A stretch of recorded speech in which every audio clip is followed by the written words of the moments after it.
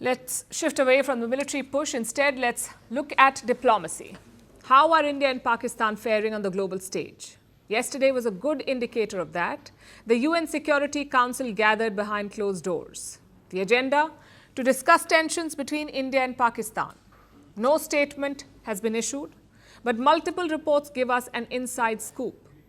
First, the Council was briefed by a UN official, perhaps on the ground situation and the peace efforts. After that, Pakistan was grilled. Reports say tough questions were put to Pakistan by the members. On what? The role of Lashkar-e-Taiba in the Pahalgam attack. Also the recent missile tests.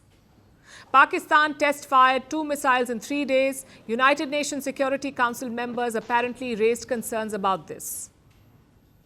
They also questioned Pakistan's nuclear rhetoric. All of this suggests a setback for Islamabad. They had clear goals heading into yesterday's meeting. 1, to internationalize the issue, and 2, to pin the blame on India. Reports say Pakistan pushed the narrative of a false flag operation.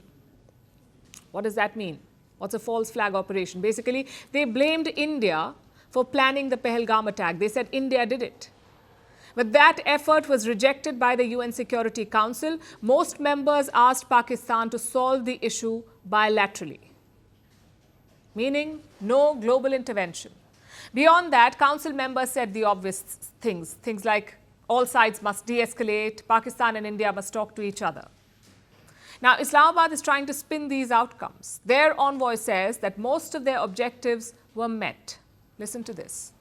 Pakistan believes all these objectives were largely served and achieved by this meeting. We thank Council members for their engagement and their calls for restraint, de-escalation, and dialogue. Several members recognize the imperative of peacefully resolving all issues, including the Jammu and Kashmir dispute, in accordance with the UN resolutions and wishes of the Kashmiri people. Well, that's far from true. Just consider what happened after the Pahalgam attack. The United Nations Security Council released a media statement. It did not even name Pakistan or the terrorists. The statement was vague and soft because Islamabad pushed for it. As we've been telling you, Pakistan is on the UN Security Council right now. It is one of the 10 non-permanent members. As a result, they were able to dilute the UNSC statement. But yesterday's meeting was different. Yesterday, Pakistan was grilled. So what changed this time? In simple words, India joined the game.